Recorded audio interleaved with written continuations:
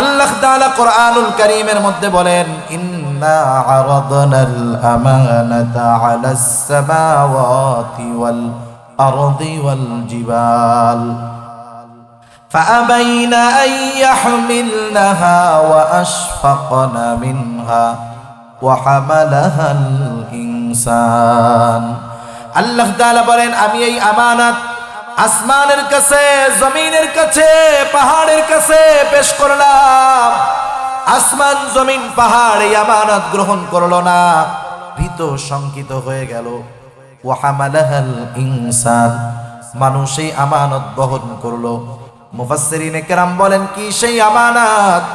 মুফাসসিরিনে কেরাম বলেন, সেই আমানত হলো কোরআন, সেই আমানত হলো আল্লাহ তাআলার বিধিবিধান। একই কথা, আল্লাহ তাআলার বিধিবিধান এটা আমাদের কাছে আমানত। আল্লাহ তাআলা যেটা আদেশ করেছেন সেটাও আমানত, আল্লাহ তাআলা যেটা নিষেধ করেছেন সেই নিষেধটাও আমানত। আল্লাহর আদেশ কি? আল্লাহ তাআলা বলেছেন নামাজ পড়ো। নামাজ, নামাজের আদেশ কার? একটু জোরে বলেন না, কার? আল্লাহ তাআলা। এখন কেউ যদি নামাজ না পড়ে, নামাজ না পড়ার একটা গুনাহ আছে না? নামাজ না পড়লে একটা গুনাহ আছে। নামাজ যদি কেউ না পড়ে, এক নম্বরে নামাজ না পড়ার গুনাহ হলো। দুই নম্বর, নামাজের আদেশ ছিল কার? আল্লাহর আদেশ ছিল, আদেশটা ছিল আমানত। আদেশ অমান্য করার কারণে খেয়ানত হলো, নামাজ পড়ে নাই, এই জন্য গুনাহ হলো, ডাবল ডাবল গুনাহ।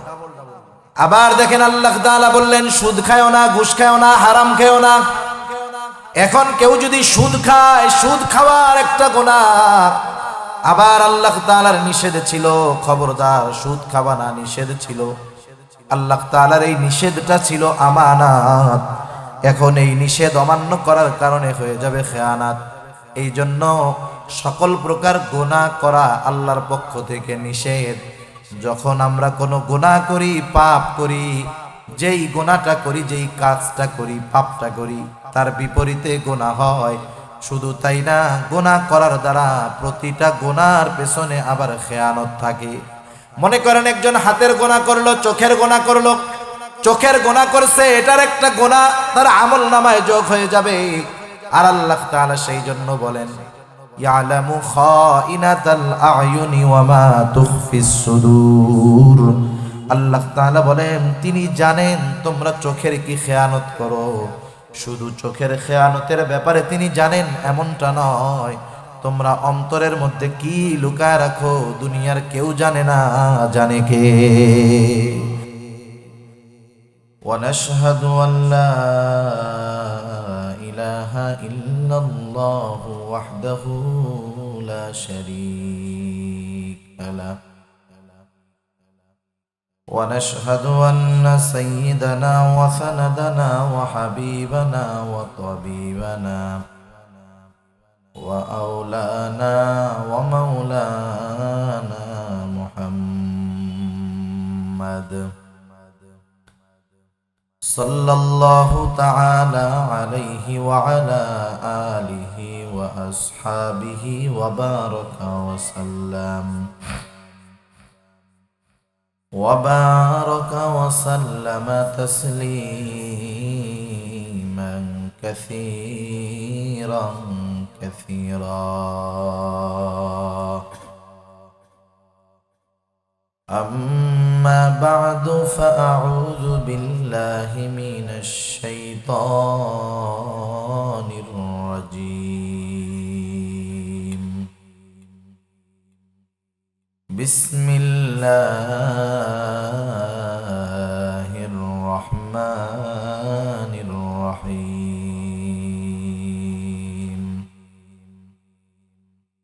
وذكر فإن الذكرى تنفع المؤمنين. وقال رسول الله صلى الله عليه وسلم: أربع إذا كنا فيك فلا عليك ما فاتك من الدنيا: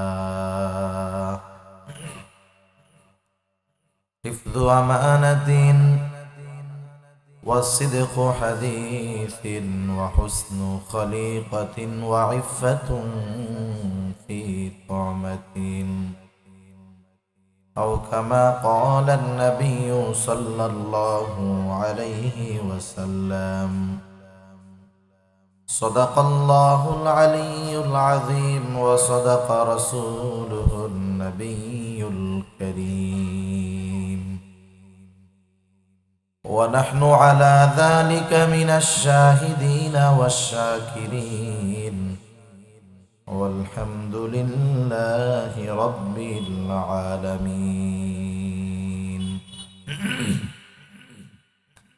سبحانك لا علم لنا إلا ما علمتنا إنك أنت العليم الحكيم আমরা মুহাব্বতের সাথে সবাই দুরূদ শরীফ পাঠ করি اللهم صل على محمد وعلى آل محمد كما صليت على إبراهيم وعلى آل إبراهيم إنك حميد مجيد اللهم بارك على محمد وعلى آل محمد كما باركت على إبراهيم وعلى آل إبراهيم إنك حميد مجيد محمد نے آکر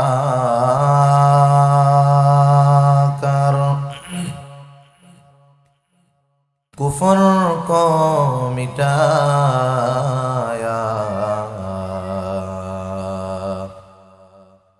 कुफर को मिटा कर सदाकत को बताया बलगल उला बिकमालिही कशफत दुजा बिजमालिही हसनत जमीउ खिसालिही सल्लु अलैहि व आलिहि ला इलाहा इल्लल्लाह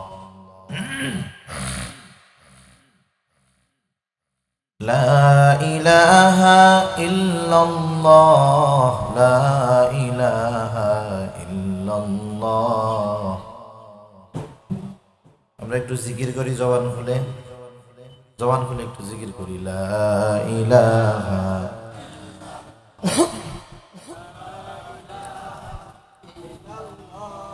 لا إله إلا الله لا إله إلا الله لا إله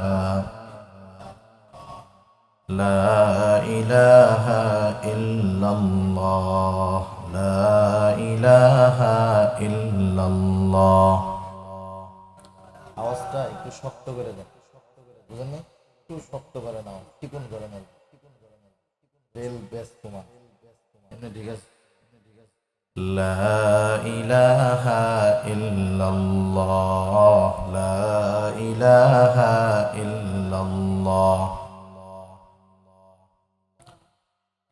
لا إله إلا الله محمد رسول الله صلى الله عليه وسلم الحمد لله ঐতিহ্যবাহী চট্টগ্রাম জেলার অন্তর্গত হাটহাজারী জোবরা ফ্রেন্ডস সার্কেল ও এলাকাবাসীর যৌথ উদ্যোগে আয়োজিত আজকের এই ইসলামী মহাসম্মেলনের সম্মানিত শ্রদ্ধেয় সভাপতি, আমন্ত্রিত প্রধান অতিথি, বিশেষ অতিথি সহ সম্মানিত শ্রদ্ধেয় উলামায়ে কেরাম, সামনে উপস্থিত মুরব্বিয়ানে কেরাম, সমবয়সী যুবক বন্ধু, স্নেহের ছোট ভাই এবং পর্দার অন্তরালে অবস্থানরতা সম্মানিতা শ্রদ্ধেয়া মা ও বোন, দয়াময় আল্লাহ রব্বুল আলামিনের দরবারে অগণিত শুকর যে মহান মালিক আমাদের হায়াতে বরকত দিয়ে সুস্থ রেখে হাজারো মানুষের মধ্য থেকে যাচাই বাছাই করে দুনিয়ার অন্যতম দামি একটি মজলিসে দামি একটি সময় আসার বসার দিনই আলোচনা শ্রবণ এবং আমাকেও আপনাদের খেদমতে কিছু দিনই কথা পেশ করবার সুযোগ যে মহান মালিক দান করেছেন সেই মহান মনিবকে খুশি করার জন্য মহব্বতের সাথে জবান খুলে অন্তর থেকে আমরা একবার কালিমাতুশ শুকর পাঠ করি আলহামদুলিল্লাহ। অগণিত দুরুদ ও সালাম সৈয়দুল আম্বিয়া আশরাফুল আম্বিয়া খাতামুল আম্বিয়া বিশ্বনবী শেষ নবী শ্রেষ্ঠ নবী মুহাম্মাদুর রাসূলুল্লাহ সাল্লাল্লাহু আলাইহি ওয়াসাল্লামের প্রতি আল্লাহ সুবহানাহু ওয়া তাআলা আমাদেরকে এখানে আসার বসার তৌফিক দিয়েছেন, তাই আমরা আসতে পেরেছি। কি বলেন? আল্লাহ তাআলা যদি তৌফিক না দিতেন আমরা এখানে আসতে পারতাম না। এখনকার যেই সময়টা মাগরিবের পরের সময়, এটা খুব গুরুত্বপূর্ণ একটি সময়। যদি আপনাদের কারো হিফজখানা সম্পর্কে ধারণা থাকে, যারা হাফেজ হন, হিফজ বিভাগে পড়েন, সারাদিন তারা পেছনের পড়াগুলা পড়েন, কিন্তু মাগরিব থেকে নিয়ে এশা পর্যন্ত সামনের নতুন পড়া তারা মুখস্থ করে। এর কারণ হলো এই সময়টাতে আল্লাহ তাআলার বিশেষ রহমত বর্ষিত হয়। গুরুত্বপূর্ণ একটি সময়। এই গুরুত্বপূর্ণ সময়ে গুরুত্বপূর্ণ মজলিসে আমরা বসেছি। এই মজলিসটার কত দাম! মসজিদ হলো দুনিয়ার মধ্যে সর্বোত্তম জায়গা। আল্লাহ রাসূল সাল্লাল্লাহু আলাইহি ওয়াসাল্লাম বলেন, সর্বোত্তম জায়গা হলো মসজিদ, আর সর্বনিকৃষ্ট নিম্ন জায়গা হলো বাজার। সর্বোত্তম জায়গা মসজিদ, কিন্তু সর্বোত্তম মজলিস মজমা এটা হলো যেই মজমায় যেখানে দ্বীনি আলোচনা করা হয়। আমরা দুনিয়ার সবচাইতে দামি মজলিসে বসতে পারে খুশি না বেজার? আর একটু জোরে বলেন, খুশি না বেজার? তাহলে আশেপাশে যারা বিনা কারণে বিনা প্রয়োজনে এই দামি মজমা থেকে বঞ্চিত হচ্ছে, আমরা আল্লাহর কাছে তাদের জন্য দোয়া করি যে যারা আশেপাশে বিনা কারণে ঘোরাফেরা করতেছে, আল্লাহ তাআলা তাদেরকেও এই মজলিসে আসার বসার তৌফিক দান করুক। সবাই বলি আমিন। কত দামি এই জায়গার মানুষগুলা জানেন? কোন মানুষের যদি ঈমান থাকে, ঈমান আছে, এখানে এসে বসলো, আমলের নিয়ত করে নাই, ঈমান আছে, ঈমান সহকারে এসে এখানে বসার কারণে তার সগীরা গুনাহগুলো আল্লাহ মাফ করে দেয়। শুধু তাই না, আপনার আমার বা আমাদের কারো ব্যাপারে যদি মাননীয় প্রধানমন্ত্রী মন্ত্রিসভার বৈঠকে, পার্লামেন্টে তো 300 জন এমপি থাকেন, ওখানে সবাই থাকে, কিন্তু মন্ত্রিসভার ক্যাবিনেটের মধ্যে কোনো এমপি থাকতে পারে না। ওখানে প্রধানমন্ত্রী মন্ত্রীদেরকে নিয়ে স্পেশাল বৈঠক করেন, স্পেশাল আলোচনা করেন। ওখান থেকেই নির্ধারিত হয় যে আগামীতে বাংলাদেশে কি হবে না হবে। গুরুত্বপূর্ণ একটা মজলিস। পার্লামেন্টের মধ্যে একজন এক একজনের দাবি রাখে, এক একটা দাবি পেশ করে, কিন্তু ওই দাবি পূরণ হবে কি হবে না এটা মন্ত্রিসভার বৈঠকে নির্ধারিত হয়। এটা একটা ইম্পর্টেন্ট জায়গা।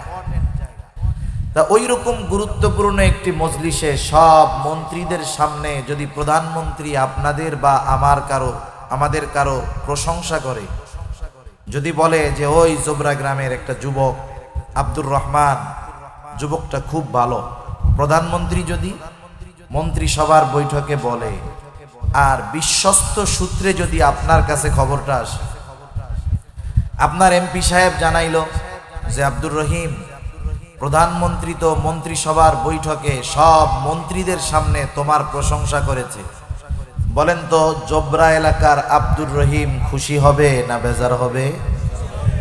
কত খুশি হবে জানেন? এতটুকু প্রশংসা তার কি পাওয়ার আইনা দিবে? আপনি যদি তারে কিছু বলতে চান, সে বলবে এই আমাকে চিনো, আমি কে? আমার প্রশংসা মাননীয় প্রধানমন্ত্রী মন্ত্রিসভার ক্যাবিনেটে করে, বুঝা শুনা কথা বলবো, ঠিক কিনা বলেন? এখানে যারা বসে তারা কেমন দামি? লম্বা হাদিসের একটা অংশ আমি শোনাচ্ছি আপনাদের। এই দ্বীনি মজমাগুলোয় যারা বসে এরা কেমন দামি।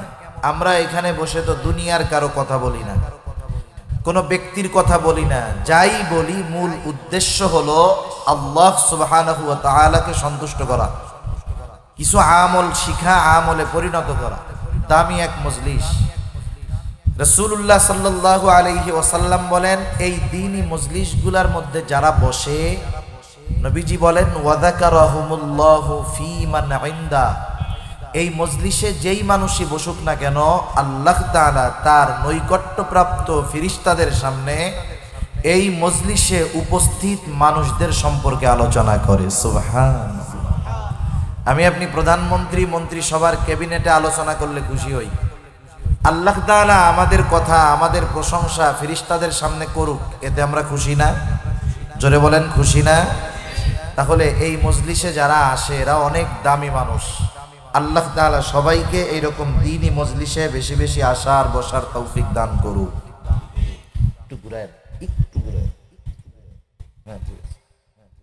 আমি আপনাদের খেদমতে পবিত্র কোরআনুল কারীমের একটা আয়াত ও রাসূল আকরাম সাল্লাল্লাহু আলাইহি ওয়াসাল্লামের অগণিত হাদিস থেকে একটা হাদিস পাঠ করেছি।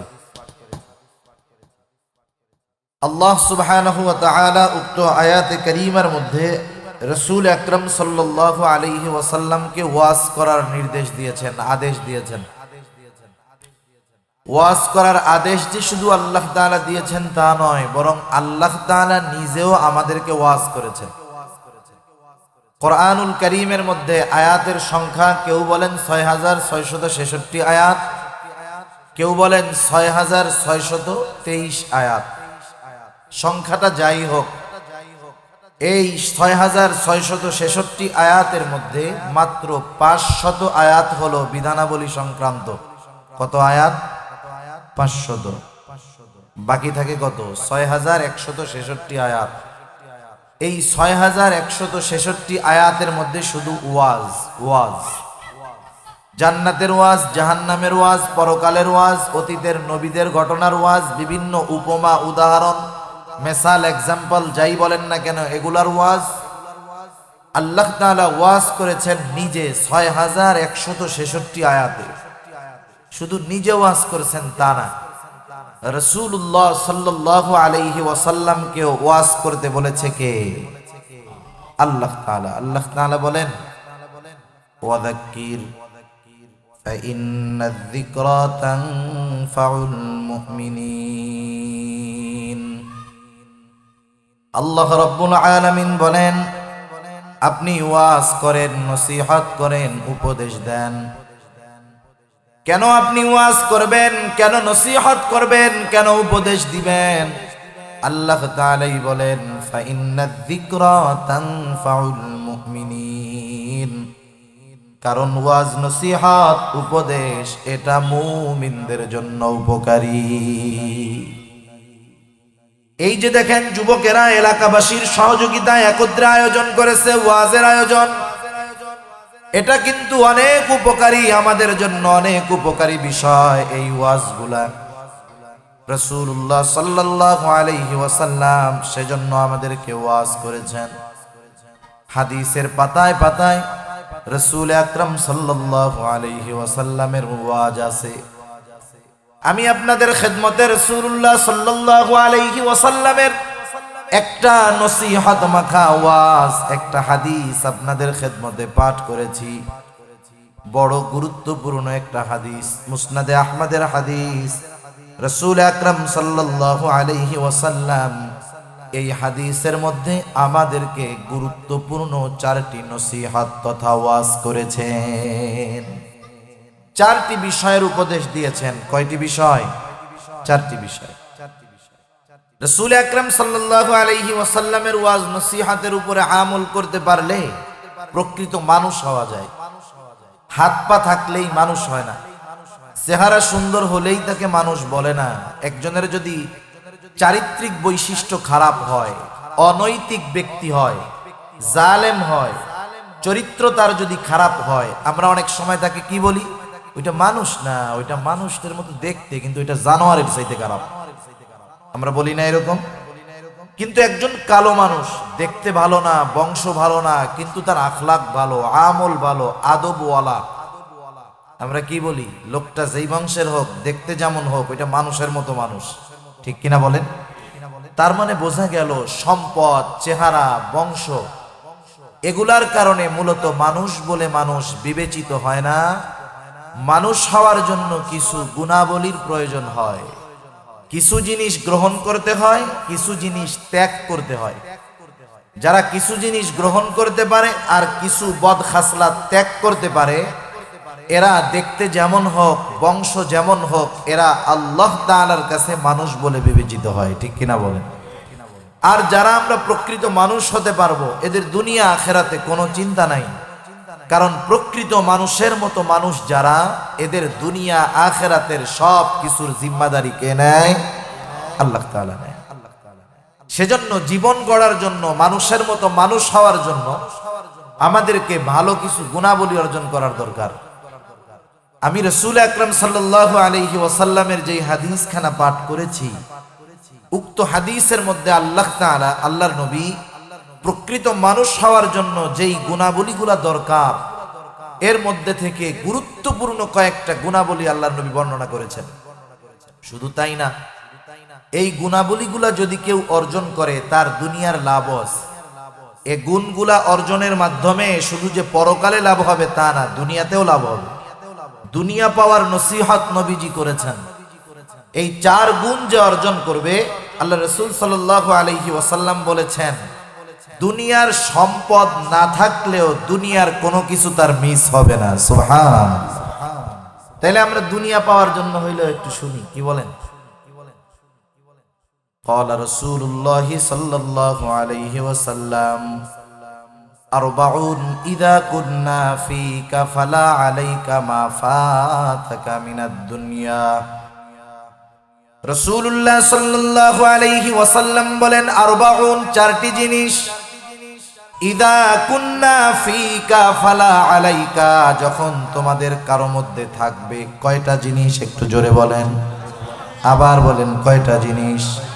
4টা জিনিস যখন তোমাদের কারো মধ্যে থাকবে, ফালা আলাইকা, কিন্তু দুনিয়ার কোনো কিছুই নাই।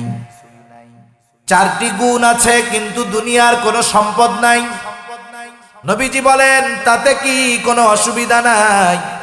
4 গুণ আছে, দুনিয়ার কোনো কিছু নাও যদি থাকে, চিন্তা করো না। মা ফাতাকা মিনাদ দুনিয়া, এই 4 গুণ থাকার কারণে দুনিয়ার কোনো কিছু তার হাত ছাড়া হবে না। 4 জিনিস বা 4 গুণ যদি তার মধ্যে থাকে, দুনিয়ার কোনো কিছু হাত ছাড়া হবে না। এটা সাধারণ কোনো মানুষের কথা না। এ কথাটা যে মানুষ বলেছে, গোটা জিন্দেগিতে একটা মিথ্যা কথাও সে বলে নাই। সুবহান। তিনি আমার আপনার নবী।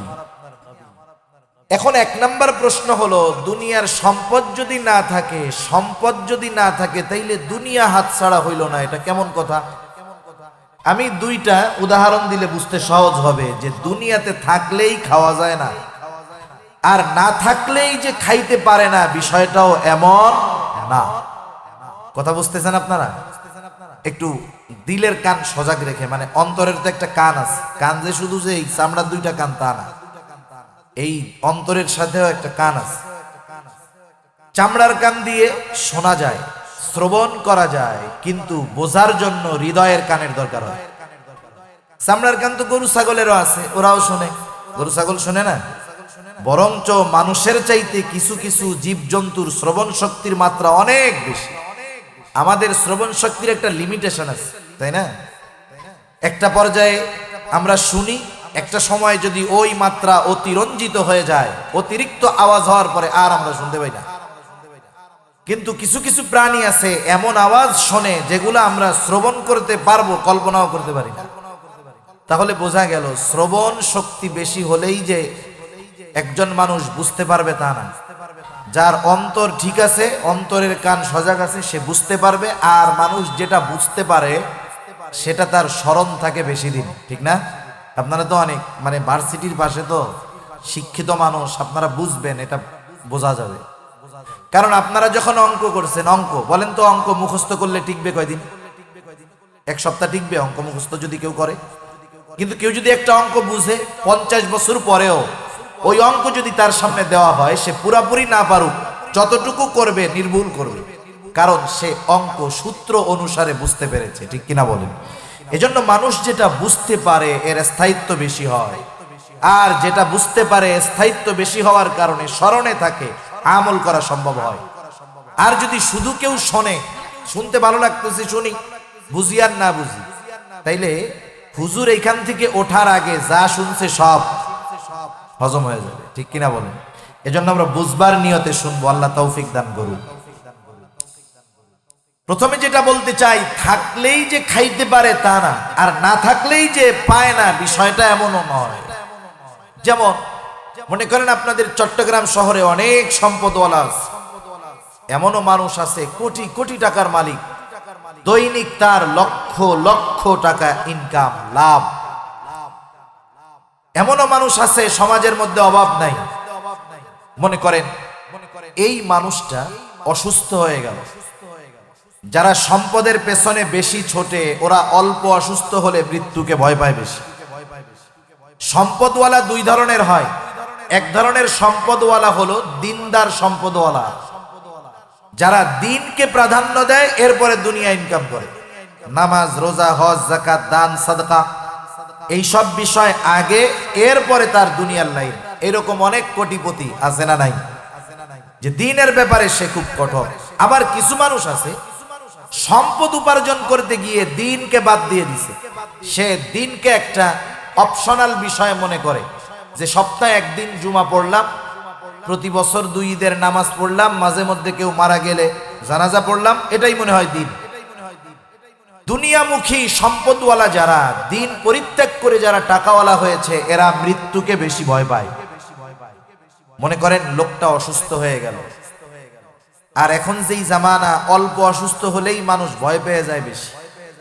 দুনিয়ামুখী মানুষগুলা মৃত্যুকে ভয় পায় বেশি। যেমন করোনাকালীন সময়, আপনারা তো শহরের মানুষ, কতটুকু বুঝতে পেরেছেন জানি না, শহরের সম্পদওয়ালা যারা, এরা করোনার ব্যাপারে খুব সেনসিটিভ ছিল। শুধু সেনসিটিভ না, বিশ্ব স্বাস্থ্য সংস্থা ওদেরকে যা বলতো করোনা থেকে বাঁচার জন্য, ওরা তাই করতো। ঠিক কিনা বলেন? বিশ্ব স্বাস্থ্য সংস্থা বলতেছে মাস্ক লাগাইতে হবে, ওরা একটার জায়গায় 3টা লাগায়। মাশাআল্লাহ। বলছে যে ঘন ঘন হাত ধুইতে হবে, হাত যদি না ধোয়া যায় হ্যান্ড স্যানিটাইজার দিয়ে এটারে বারবার মুছতে হবে, একজনের থেকে 3 ফিট দূরত্বে দাঁড়াইতে হবে। যেই মানুষগুলা একটু অতি সচেতন, সম্পদওয়ালা, টাকাওয়ালা, মৃত্যুকে ভয় পায়, এরা ঘর থেকে সহজে বাইর হয় না। বাহির যদি হয় 3-4টা মাস্ক লাগায় একসাথে, এক পকেটের মধ্যে হ্যান্ড স্যানিটাইজার, আর এক পকেটের মধ্যে স্যাভলন। রাস্তায় বের হলে একটু পর পর দেখবেন স্প্রে করে আর তায়াম্মুম করে। এরকম দেখেন নাই আপনারা? এরকম করে। শুধু তাই না, ওই সময় যখন এটা ব্যাপক আকারে সারা দেশে, আপনি যদি কারো পাশে গিয়ে দাঁড়ান, আপনার এসে মানুষ মনে করতো না, মনে করতো এইটাই মনে হয় করোনা, লাভ দিয়া 3 হাত দূরে চলে যেত। ঠিক না? কিন্তু আমরা কি দেখলাম? এই ধরনের অতি সতর্ক মানুষগুলোই করোনায় অতি আক্রান্ত হয়েছে এবং অতি বেশি এরাই মরছে। ঠিক কিনা বলেন? এই মানুষগুলা যখন সামান্য আক্রান্ত হয়, অসুস্থ হয়, এদের মধ্যে ভয় ঢুকে যায়, দৌড় দিয়ে চলে যায় শহরের বড় ডাক্তারের কাছে।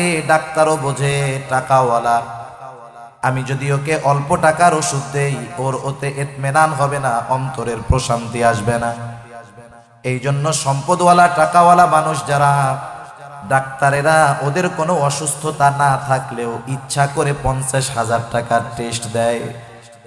কারণ দেখবেন টাকাওয়ালারা প্রাউড ফিল করে। আপনার কাছে এসে বলবে, চট্টগ্রাম শহরের অমুক ডাক্তারটা খুব বড় ডাক্তার। কেন? বলে আমি যাওয়ার সাথে সাথে আমাকে পরীক্ষা নিরীক্ষা করে 1 লক্ষ টাকার টেস্ট দিয়েছে, খুব বড় ডাক্তার। ডাক্তাররা বুঝে, মাইন্ড বুঝে, এই জন্য বিনা কারণে ওদেরকে পরীক্ষা দেয়, ওরাও কিছু ইনকাম করে।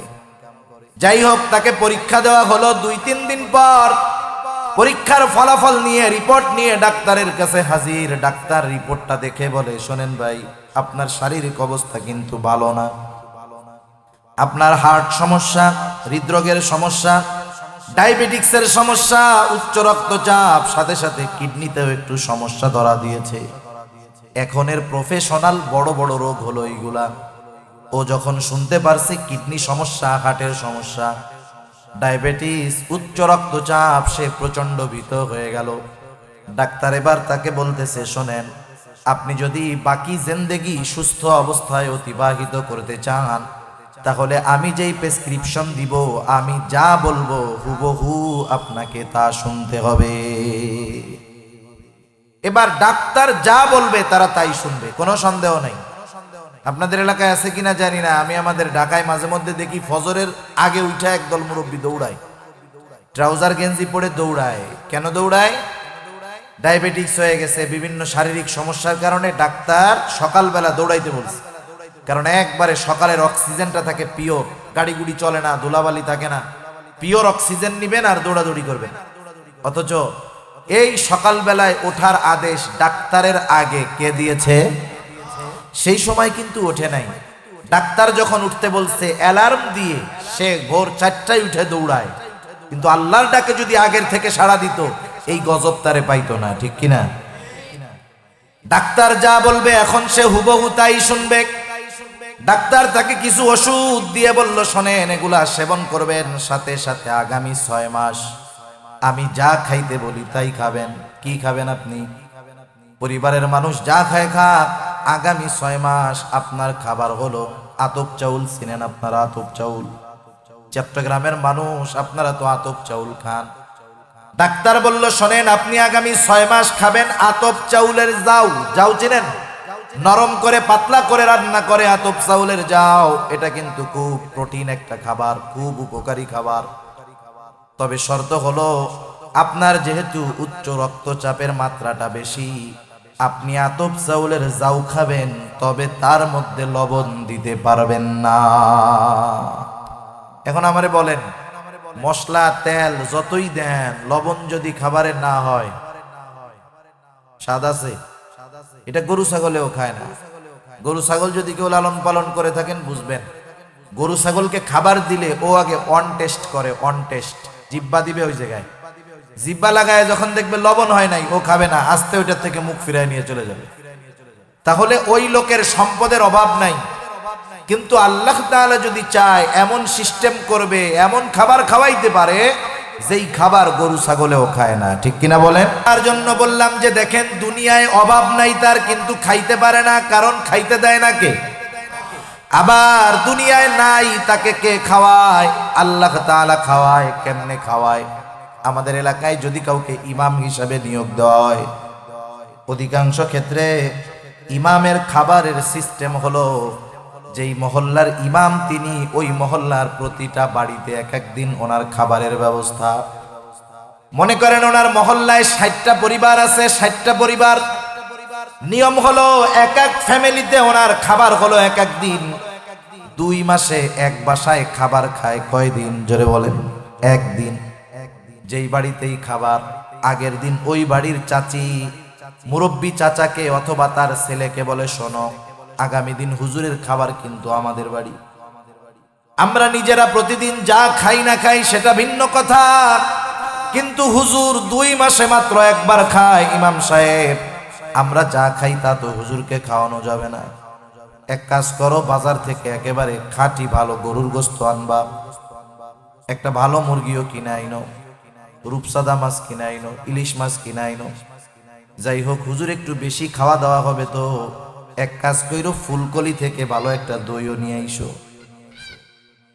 ওই বাড়িতে খাবার, আবার পরের দিন যেই বাড়ি খাবে একদিনই খাবার।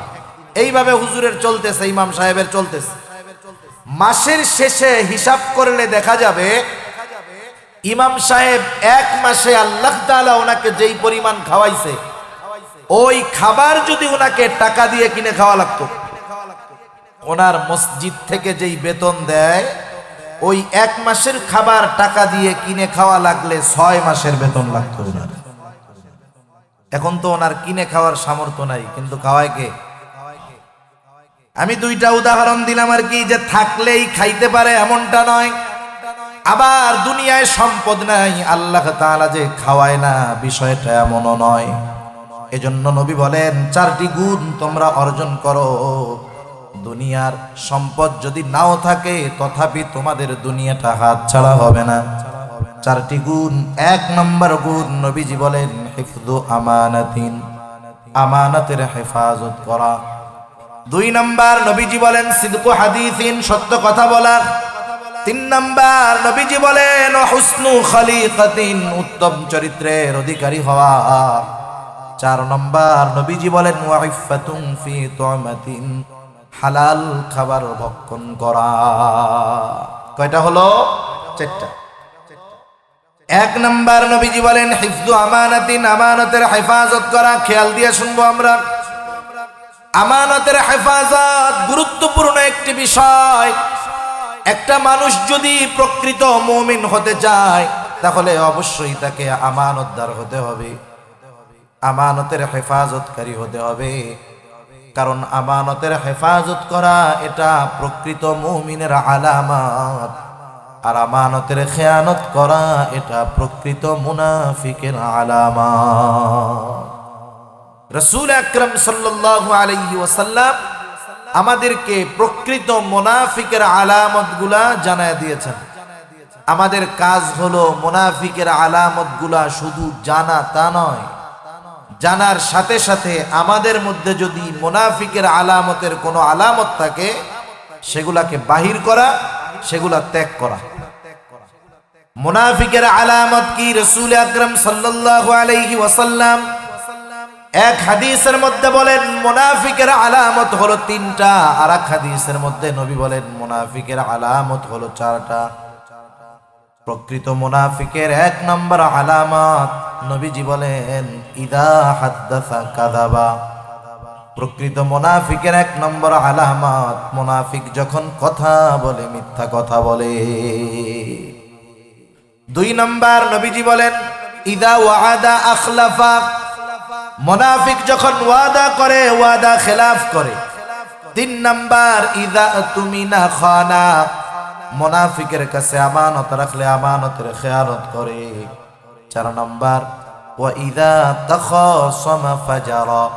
মুনাফিকের সাথে যখন কারো তর্ক বিতর্ক হয়, কথা কাটাকাটি হয়, ঝগড়া হয়, মুনাফিক তখন অশ্লীল কথা বলে, বকাঝকা করে।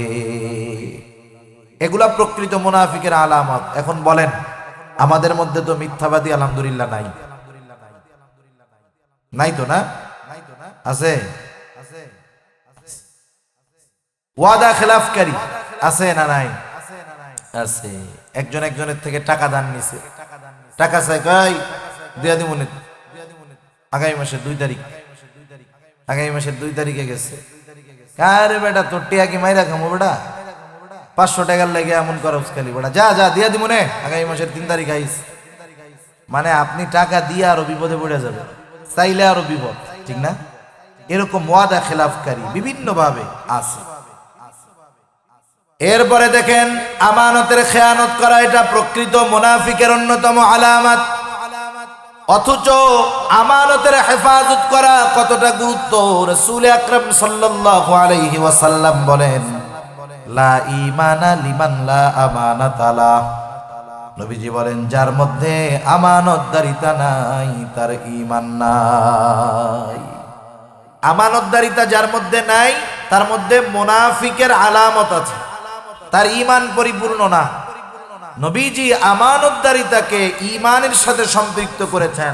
আপনাদের জিজ্ঞাসা করি, বলেন তো একটা মানুষের আমলের অভাব নাই, নামাজ রোজা হজ যাকাত দান সাদকা কোনো কিছুর অভাব নাই, কিন্তু লোকটার ঈমান নাই। এই আমলগুলা নামাজ রোজা হজ যাকাত দান সাদকা, ঈমান যদি না থাকে কোনো কাজে আসবে? অথচ কারো আমল যদি কমতি হয়, কম হয়, অল্প হয়, ঈমান যদি পরিপূর্ণ থাকে তার কোনো চিন্তা নাই। কারণ রাসূলুল্লাহ সাল্লাল্লাহু আলাইহি ওয়াসাল্লাম বলেন আখলিস দীনাকা ইয়াকফিকাল আমালুল কলিল।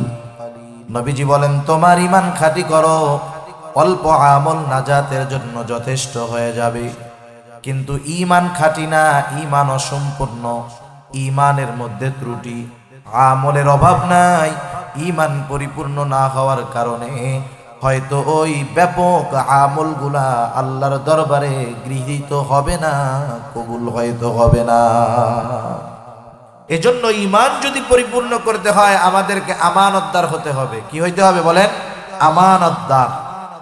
আমার আপনার নবীজি আমানতদার ছিলেন। কেমন আমানতদার ছিলেন? রাসূল আকরাম সাল্লাল্লাহু আলাইহি ওয়াসাল্লাম নবুয়াতির পূর্বেই ওনার উপাধি কাফেররা দিয়েছিল সত্যবাদী, আমানতদার। এরপরে যখন রাসূলুল্লাহ সাল্লাল্লাহু আলাইহি ওয়াসাল্লাম নবুয়াত পেলেন, কাফেরদেরকে যখন মূর্তি পূজা ছেড়ে আল্লাহ তাআলার একত্ববাদের দিকে আহ্বান করলেন, বাপ দাদার মন গড়া ধর্ম ত্যাগ করে যখন তাওহীদবাদী ধর্মের দিকে আহ্বান করলেন, আল্লাহর দিকে ডাকলেন, কাফেররা, যেই কাফেরেরা আমার আপনার নবীকে এত মহব্বত করতো, ভালোবাসতো, ওই কাফেরেরা এখন আমার আপনার নবীর দুশমন হয়ে গেল, বিরোধী হয়ে গেল। হরেক রকমের অত্যাচার আমার আপনার নবীজির উপর বারবার মেরে ফেলার অপচেষ্টা করেছে কাফেরেরা। যতই নবীজির সাথে তারা দুশমনি করুক না কেন, শত্রুতা করুক না কেন, দিন শেষে ওই কাফেররা তাদের দামি দামি সম্পদগুলার নিরাপত্তার স্বার্থে যেই নবীজির উপরে অত্যাচার করত, জুলুম করত, কাফেররা দিন শেষে তাদের সম্পদগুলা আমার আপনার নবীর কাছে গিয়ে আমানত রাখত। নবীজিকে কষ্ট দিত, জুলুম করত, অত্যাচার করত, এরপরেও আমানত নবীজির কাছে গিয়ে রাখতো। তাহলে দেখেন আমার আপনার নবীর ব্যাপারে কাফেরদের কেমন সুধারণা ছিল, যে আমরা যতই কষ্ট মুহাম্মদকে দেই না কেন, যতই অত্যাচার জুলুম তাকে আমরা করি না কেন, সে আমানতের খেয়ানত করবে না। কেমন নবী, কেমন আখলাকওয়ালা নবী। নবীজিও আমানতদারিতার ব্যাপারে কেমন ছিলেন? যখন খাদিজাতুল কুবরা রাদিয়াল্লাহু তাআলা আনহা এবং আল্লাহ রাসূল সাল্লাল্লাহু আলাইহি ওয়াসাল্লামের চাচা আবু তালেব দুনিয়া থেকে চলে গেলেন, আবু তালেবের মৃত্যুর পর কাফেরেরা প্রচন্ড রূপে আমার আপনার নবীর উপর অত্যাচার শুরু করছে। শুধু তাই না, তারা প্ল্যান করেছে, প্রোগ্রাম করেছে যে মুহাম্মদকে আর দুনিয়ায় রাখা যাবে না, হত্যা করতে হবে। কেমনে করা যায়? শয়তানে ওদেরকে বুদ্ধি দিছে যে শোনো, মুহাম্মদকে হত্যা করবা, এক গোত্রের লোক যাবা না, তোমরা যতগুলা গোত্র আছে সব গোত্র থেকে এক একজনকে এই হত্যাকাণ্ডে শামিল করবা। তাইলে কি হবে? সব গোত্রের যখন অংশগ্রহণ থাকবে, কোন গোত্র অপর গোত্রকে দোষারোপ করতে পারবে না, কারণ সব গোত্রের মানুষই ওইখানে উপস্থিত ছিল, ওই হত্যাকাণ্ডে ছিল, কেউ কিছু বলতে পারবে না, সাহস পাবে না। তারা সিদ্ধান্ত নিল যে অমুক দিন রাতের বেলায় মুহাম্মদকে দুনিয়া থেকে চিরতরে বিদায় করে দেওয়া হবে। এদিক দিয়া কাফেরদের অত্যাচারের মাত্রা যখন বেড়ে গেছে, আল্লাহ সুবহানাহু ওয়া তাআলা আমার আপনার নবীজিকে জানায় রাখছেন, আপনি হিজরতের জন্য প্রস্তুত থাকেন, কিন্তু কোন দিন কোন তারিখে হিজরত হবে আল্লাহ তাআলা জানান নাই। যেই রাত্রে কাফেররা আমার আপনার নবীজিকে হত্যা করার অপচেষ্টা করলো, চতুর্দিক দিয়ে তারা আমার আপনার নবীর ঘর ঘিরে রেখেছে, সবার হাতে খোলা তলোয়ার। আজকে উদ্দেশ্য মুহাম্মদ সাল্লাল্লাহু আলাইহি ওয়াসাল্লামকে দুনিয়া থেকে চিরতরে বিদায় করে দিবে। যেই রাত্রে তাদের ইচ্ছা হলো এইটা, ওই রাত্রেই আল্লাহ তাআলা জানায় দিলেন, হাবিব আজকের রাতটাই হলো আপনার হিজরতের রাত। কাফেররা আমার আপনার নবীর ঘর চারদিক দিয়ে ঘিরে রাখছে হত্যা করার জন্য। তাম দুনিয়ার মানুষ যদি একজনের ক্ষতি করার চেষ্টা করে, আল্লাহ তাআলা যদি তাকে নিরাপত্তা দেয়, বলেন তো সারা দুনিয়ার মানুষ মিলে তার ক্ষতি করতে পারবে?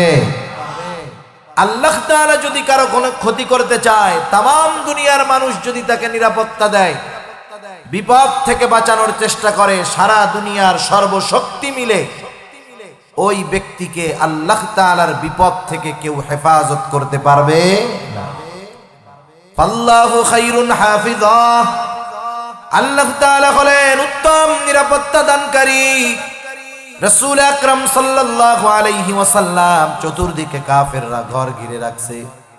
এই অবস্থার মধ্য দিয়ে আল্লাহর নবী আল্লাহ তাআলার আদেশে ওই ঘর থেকে বের হয়ে তাদের সামনে দিয়ে চলে গেছেন, হিজরত শুরু করেছেন। কিন্তু নবীজি হিজরত শুরু করার আগে ঘরের মধ্যে ওনার বিছানায় হযরত আলী রাদিয়াল্লাহু তাআলা আনহুকে রেখে গেলেন। কারণ হলো নবীজি যখন হিজরতের উদ্দেশ্যে রওনা দিবে, তখনও কাফেরদের কিছু সম্পদ আমার আপনার নবীজির কাছে ছিল। হিজরত যে ওই রাত্রে করবে এটা আল্লাহ তাআলা আগের থেকেও জানান নাই। হযরতে আলী রাদিয়াল্লাহু তাআলা আনহুকে আমার আপনার নবী বলে গেলেন, ও আলী, এই সম্পদগুলা যথাযথভাবে তাদের মালিকের কাছে পৌঁছায়া দিবা, এরপরে তুমি মদিনায় যাবা। নাইলে সম্পদগুলা যদি মালিকের কাছে পৌঁছানোর ব্যবস্থা না করা হয়, কাফেরেরা বলবে, দেখো মুহাম্মদ পালায় গেছে, সাথে সাথে আমাদের সম্পদগুলাও নিয়ে চলে গেছে। ওই কঠিন মুহূর্তে চারদিকে শত্রুরা ঘিরে রাখছে, হত্যা করার জন্য আসছে। নবীজির দীর্ঘ সফরের প্রস্তুতি, ওই সময়ও নবীজি আমানতের ব্যাপারে কতটা সচেষ্ট চিন্তা করেন। আমরা হইলে কি করতাম? আমরা কইতাম, ওরে বাবা, যারা আমারে মারতে চায় ওদের সম্পদ ফেরত দিমু, যা আছে সব নিয়া আরো যদি কিছু নিতে পারি এইটি নিয়ে আমরা ভাবতাম, ঠিক কিনা বলেন? অথবা জান বাঁচানোর চেষ্টা করতাম আগে, আরে সম্পদ যার যার জায়গা তা থেকে আমি আগে নিজের জান বাঁচাই। কিন্তু নবীজি ওই কঠিন মুহূর্তে কাফেরদের আমানতের ব্যাপারে কতটা সচেষ্ট ছিলেন একটু একা একা চিন্তা করি।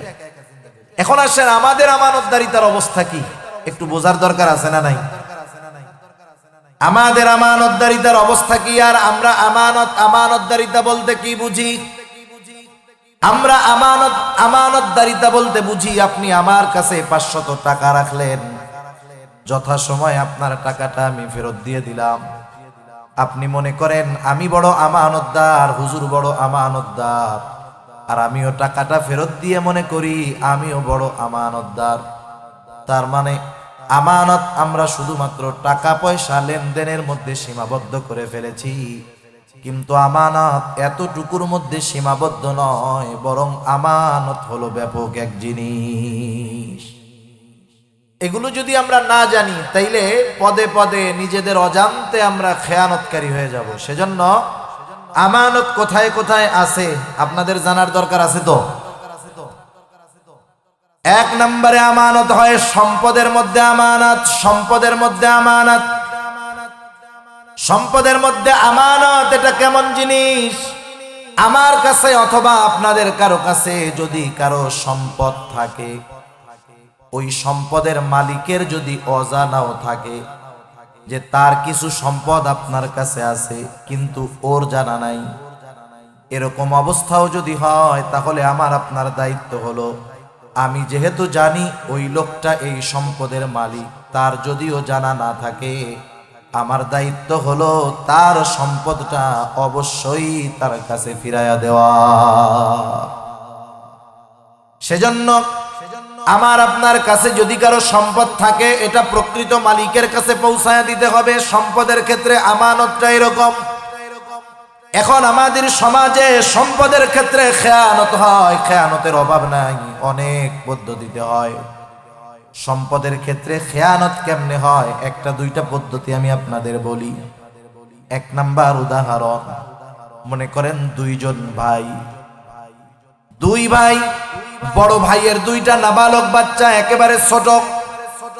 বড় ভাই দুনিয়া থেকে চলে গেল, অঢেল সম্পদ রেখে গেছে বড় ভাই।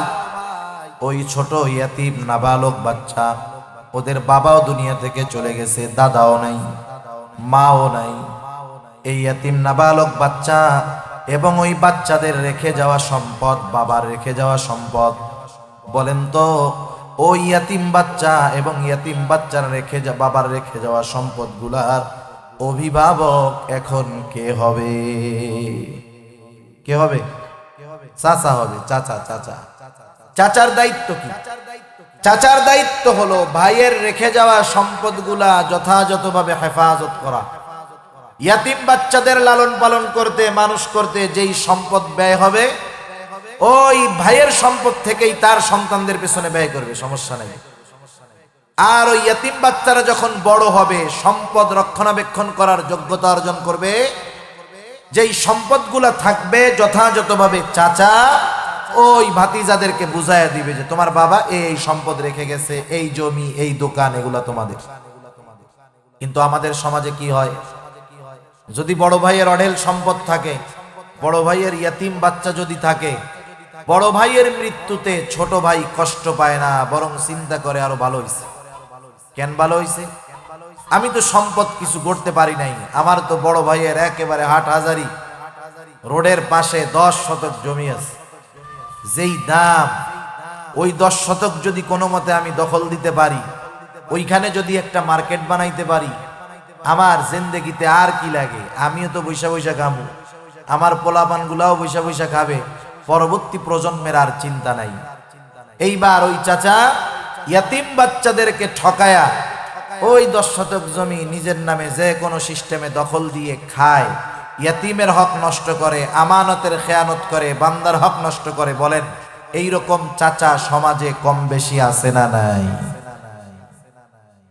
এইভাবে অনেক সময় ইয়াতিমের অভিভাবক হয়ে ইয়াতিমের সম্পদের আমানতের খেয়ানত করে। এটা এক পদ্ধতি। আর একটা পদ্ধতি হলো বাবা মারা যাওয়ার পরে বাবার সম্পদের মধ্যে বোনের যেমন হক, ভাইয়েরও তেমন হক। বাবার সম্পদের মধ্যে সন্তানের হক কতটুকু নির্ধারণ করে দিয়েছে কে?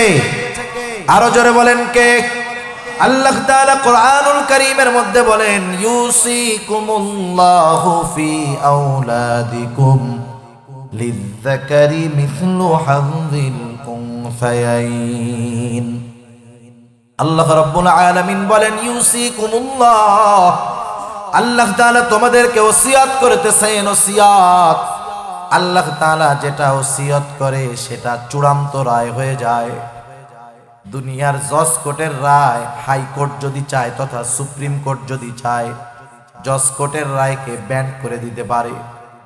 আবার সুপ্রিম কোর্ট যেই রায় দেয়, রাষ্ট্রপতি যদি চায় তার ক্ষমতা বলে সুপ্রিম কোর্টের রায়কে ব্যান করে দিতে পারে।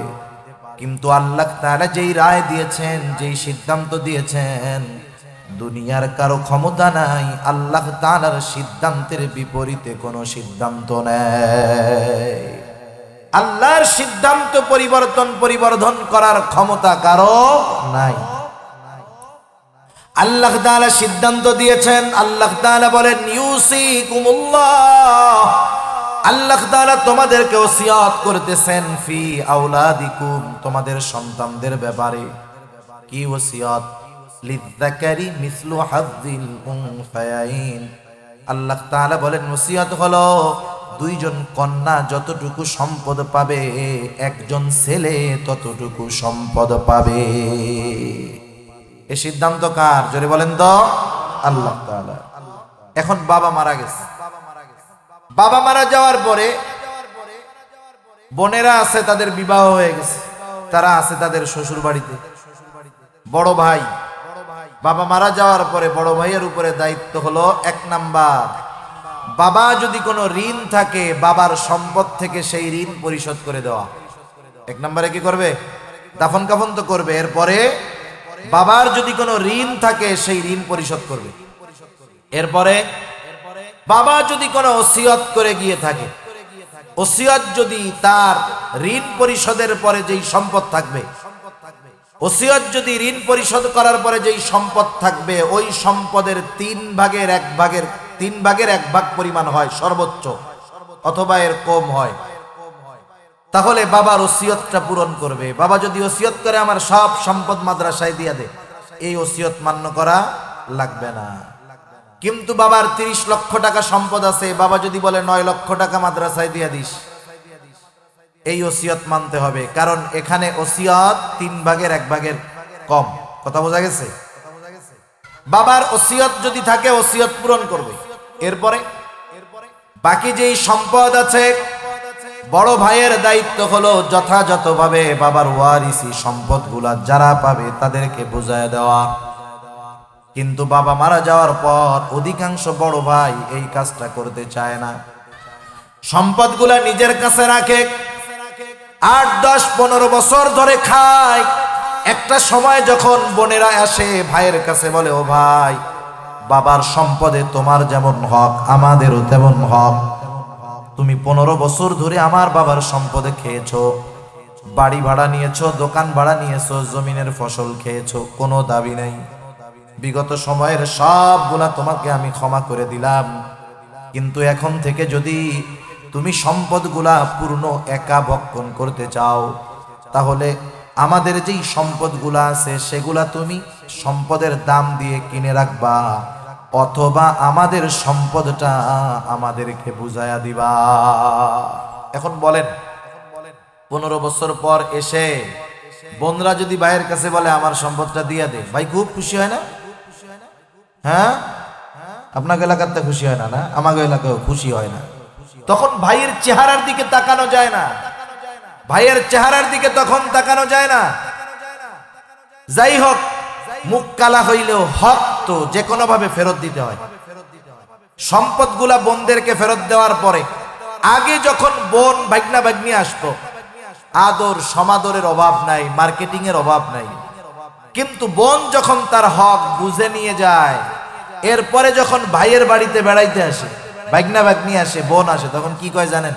তোরা আইসোস কে? তোকে আইতে গেছে কেনা, সব তো নিয়ে গেছিস, আইসোস কে? ঠিক কিনা বলেন? তার মানে এতকাল ভাই বোন ভাগনা ভাগ্নির সমাদর করেছে সম্পদের লোভে, অন্তর থেকে ন। এখানে আরেকটা জুলুম আমরা পিতারাও করি। কি করি? একটা জুলুম করি, সেটা হলো অনেক সময় অনেক বাবা দুনিয়ায় থাকতেই ছেলেদের নামে সম্পদ বেশি লেখা দিয়ে যায়। আগের থেকে কি করে? ছেলেদের নামে লেখা দিয়ে যায়। কারণ মরার পরে জানি ছেলের ভাগটাই বেশি থাকে, কারণ যেটা লিখে দিয়ে গেছে ওটার মালিক তো সে। কেউ যদি এই কারণে এইরকম কাজ করে, ছেলেকে দিল জীবিত অবস্থায়, হক অনুযায়ী মেয়েকে দিল না, নিঃসন্দেহে ওই বাবা মেয়ের উপরে জুলুম করলো।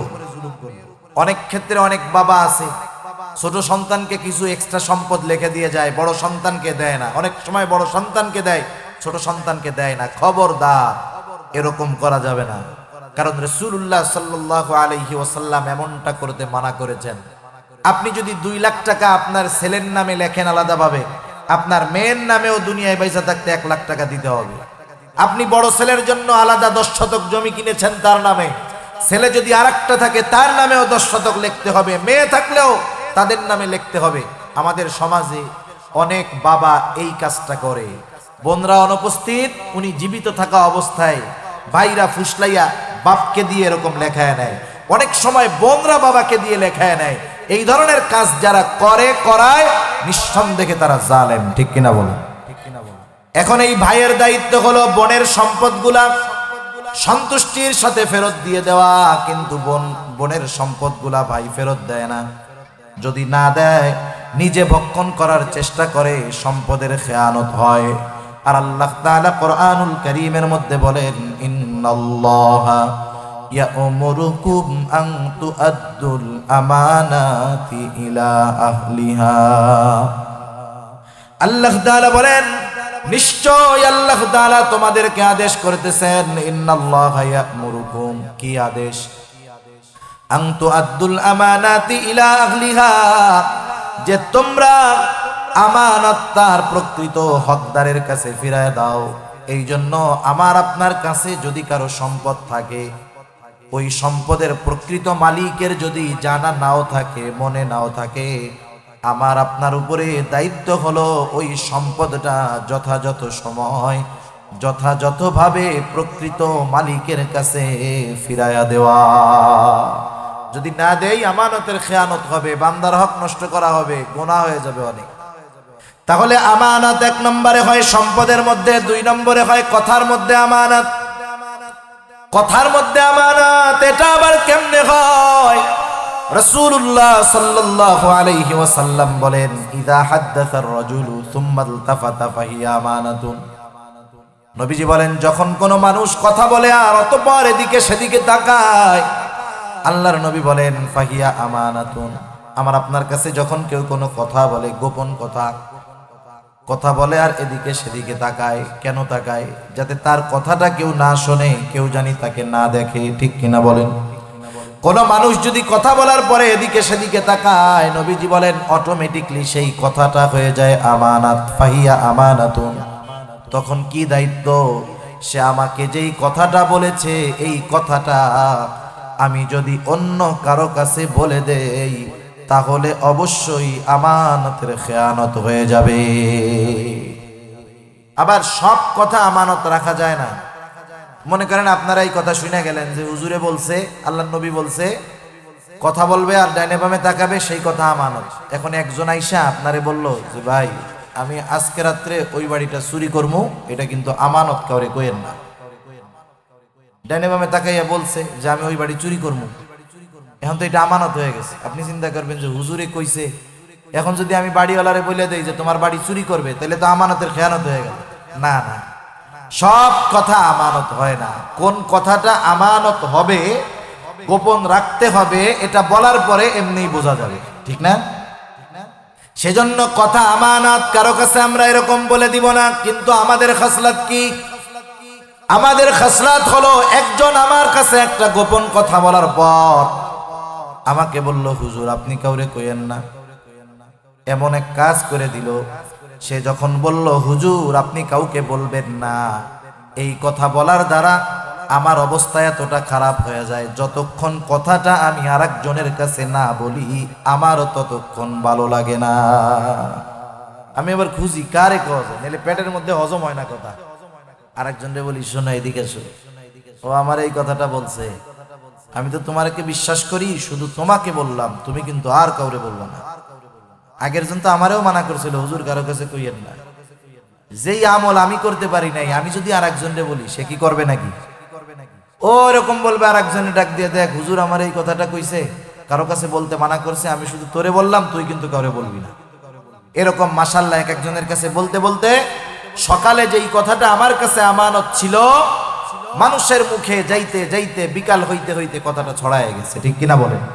দেখেন এখানে খেয়ানতকারী কতজন, প্রথম আমি করেছি না, এরপরে যতজনের কাছে কথাটা বলছে প্রত্যেকের খেয়ানতের গুনাহ আমার আমলনামায় যোগ হয়ে গেছে।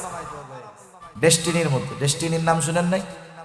ওই 50 জন পরেও যদি একজন একটা প্রোডাক্ট কিনে, অটোমেটিক আপনার অ্যাকাউন্টে টাকা জমা হবে। ছিল আর কি সিস্টেম, এগুলা সব ভুয়া সিস্টেম। ওই সময় হুজুররা কইছে, বিশ্বাস করে নাই। এই কিছুদিন আগে আর একটা বের হয়েছিল, যুবকরা কি জানি এসপিসি না কি বলে, জানেন নাকি? হ্যাঁ, রিং আইডি কিনলে টাকা, মাশাআল্লাহ টাকা মেরে দিয়ে চলে গেছে এক জায়গা থেকে, আরো যাবে। এগুলা হুজুররা যখন বলে, হুজুরদেরকে বলে আনসোশিয়াল। হুজুররা কি অনলাইন বোঝে নাকি? আবার কিছু যুবক ঘুরতেছে বিটকয়েনের পেছনে, এইভাবে ঘুরে ঘুরে কিছু সময় লোভ পায়, একসাথে সব হারায়, তখন ওই যে গলায় দড়ি নিয়ে মরে। সেজন্য এই ধরনের কোনো কিছুর পেছনে ছোটা যাবে না। ইসলাম এই ধরনের বেচা কেনা, এই ধরনের যদি আমার কাছে আমানত থাকে, খবরদার, দুশ্মনির কারণে আমি তার কথার খেয়ানত করব না। কারণ বলেন নবীজি দুশ্মনের আমানতের খেয়ানত করছে? করেনি, আমরাও করব না। 3 নাম্বার আমানত হয় দায়িত্বের মধ্যে আমানত। প্রত্যেকটা ছোট বড় দায়িত্ব আমানত। ইমাম সাহেবের ইমামতির দায়িত্ব আমানত, চাকরিজীবীর চাকরি আমানত, শিক্ষকের শিক্ষকতা আমানত। কেউ যদি দায়িত্ব পরিপূর্ণভাবে পালন না করে, ওই দায়িত্বের বিপরীতে যেই বেতন তার জন্য আছে, পরিপূর্ণ বেতন গ্রহণ করে দায়িত্ব পরিপূর্ণ পালন না করে, নিঃসন্দেহে সে দায়িত্বের আমানতের খেয়ানতকারী হয়ে যায়। আর আমরা কি চিন্তা করি? আমরা চিন্তা করি আমি যত ফাঁকি দিয়ে বেতনটা নিতে পারি, আমি চিন্তা করি দেখ আরেকজন গাদার কাটুনি খাইটাও 20,000, আমি ফাঁকি ঝুঁকি দিয়াও 20,000, আমি বড় চালাক। কিন্তু আমি আমার নিজের ক্ষতি করলাম, আমি দায়িত্বের খেয়ানত করলাম, লোকটাকে ধোঁকা দিলাম। সেজন্য প্রত্যেকটা দায়িত্ব আমানত, দায়িত্ব পালন করে এরপরে পরিপূর্ণ বিনিময় নিতে হবে, নাইলে বৈধ হবে না। এক বুজুর্গের ঘটনা শোনাই, ছোট্ট একটা ঘটনা। মাজহার দানুতুবি রহমাতুল্লাহি আলাইহি কেমন বুজুর্গ ছিলেন? উনি একটা মাদ্রাসায় পড়াইতেন, মাস শেষে সময় হিসাব করে, টাইম হিসাব করে তিনি বেতন নিতেন। একদিন ওনার ক্লাসের মধ্যে একটা লোক আসছে খুব জরুরি কথা বলার জন্য। লোকটা বলতেছে হুজুর কথাটা এখনই বলতে হবে, সময় ক্ষেপণ করার সুযোগ নাই, খুবই জরুরি। হুজুর ক্লাস বন্ধ করে লোকটার সাথে কথা বললেন। উনি নোট করে রাখলেন, অমুক দিন অমুক ক্লাসে 10টা মিনিট সময় আমি আমার নিজের কাছে ব্যয় করেছি। উনি মাস শেষে যখন ওনার কাছে বেতন দেওয়া হলো, উনি সময় হিসাব করে 10 মিনিটের বেতন মাদ্রাসা কর্তৃপক্ষকে ফিরাইয়া দিলেন। অফিস থেকে জিজ্ঞাসা করা হলো, হযরত কি ব্যাপার? উনি বললেন, শোনেন, অমুক দিন অমুক ক্লাসে 10টা মিনিট সময় আমি মাদ্রাসার ছাত্রদেরকে পড়াই নাই, নিজের কাজে ব্যয় করেছি। এই 10টা মিনিটের বেতন আমার জন্য নেওয়া বৈধ হবে না, এই জন্য এই 10 মিনিটের বেতন আমি ফেরত দিয়ে দিলাম। কিন্তু আমরা কি করি? দায়িত্ব ফাঁকি দিয়ে কেমন করে আরো এক্সট্রা ইনকাম করা যায় সেটার চিন্তা করি, ঠিক কিনা বলেন? এটা সর্বক্ষেত্রে হয়, অনেক ক্ষেত্রে হয়। কত উদাহরণ দিব, কথা অনেক আসে, সময়ের কারণে বলতে মন চায় না। যেমন শিক্ষা জাতির মেরুদণ্ড, শিক্ষা জাতির মেরুদণ্ড, education is the backbone of nation, না? অনেক আগে পড়ছি, মনে নাই। তা যাই হোক, শিক্ষা জাতির মেরুদণ্ড। যারা শিক্ষা দেন শিক্ষক, তারাই মেরুদণ্ডের প্রস্তুতকারক, তারা থাকবেন নীতি নৈতিকতার সর্বোচ্চ শিখরে, ঠিক কিনা বলেন? কিন্তু আমাদের দেশে কি হয়, আমরা ছোটবেলা যখন পড়াশোনা করেছি স্কুলে, ক্লাসের মধ্যে টিচার যখন কোনো পড়া আমাদেরকে বোঝানোর চেষ্টা করেছেন, বুঝতে পারি নাই, শিক্ষকেরা স্বউদ্যোগী হয়ে আমাদেরকে বলতেন যে এই ছুটির পরে সবাই যাবে, তোমরা যাবা না। ক্লাসের পরে সবাই চলে গেছে, খেলাধুলা করতেছে, আমাদেরকে বসায় রাইখা বিনা টাকায় বিনা পারিশ্রমিকে ওই পড়া বুঝবার পরে, বোঝানোর পরে, এরপরে বাড়ি যাওয়ার সুযোগ দিত শিক্ষকেরা। এখনের সব শিক্ষক না, কিছু শিক্ষক কি করে, ক্লাসে অঙ্ক করাইতে গেছে, ব্ল্যাকবোর্ডে যায় প্রথম অঙ্ক করে, এটা স্যারদের মানে মডেল, যাইয়া প্রথম একটা ধমাধম ব্ল্যাকবোর্ডে একটা অঙ্ক করবে, এরপরে বলবে তোমরা কে কে বুঝতে পারছো? এবার 20 জন ছাত্রের মধ্যে 4 জন দাঁড়াইছে, স্যার আমরা বুঝতে পারছি, বাকি 16 জন বুঝতে পারে নাই। এখন বলেন টিচারের দায়িত্ব কি? ওনার এই ক্লাসের সময়ের মধ্যে বাকি 16 জনকেও অঙ্কটা বুঝাইতে হবে, এটাই তো দায়িত্ব, ঠিক কিনা? এখন স্যার চেষ্টা করলেন, ওনার 40 মিনিট আধা ঘন্টা ক্লাসের মধ্যে উনি বাকি 16 জনকে অঙ্কটা বুঝাইতে সক্ষম হলেন না। কারণ সবার বুঝ কিন্তু একরকম নয়, কেউ একবার বললে বোঝে, আবার কেউ ওই একই জিনিস বোঝানোর জন্য 10 বার বলা লাগে, তারপরেও বোঝে না।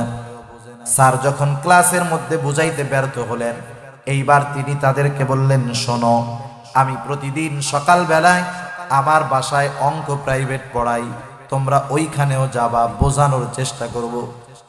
এবার স্যারের কাছে তারা অঙ্ক করবে, মাস শেষে যদি স্যার তাদের কাছ থেকে এক্সট্রা 1000 টাকা করে বেতন নেয়, কোনো অসুবিধা নাই, কারণ স্যার তার দায়িত্ব পরিপূর্ণ পালন করবার পর তারা যেহেতু বুঝতে পারে নাই, আলাদা প্রাইভেট পড়ালো, বেতন নিল, কোনো অসুবিধা নাই। কিন্তু আমাদের কিছু শিক্ষকেরা কি করে জানেন নাকি? অঙ্কটা করাইলো, 4 জন বলল স্যার বুঝছি, বাকি 16 জন বুঝে নাই। স্যার এইবার বলে কি, সব কি ক্লাসে বোঝা যায়? আমি ওই সকাল 7টার সময় প্রাইভেট পড়াই, ওই ব্যাচে আইসো, ওই জায়গায় বাকিটা বুঝাই দিব, মনে আছে না নাই বলেন? এখন বলেন, স্যারের দায়িত্ব ছিল ক্লাসে বোঝানো, উনি ক্লাসে চেষ্টা না করে নিয়ে গেল এক্সট্রা ইনকামের ধান্দায়।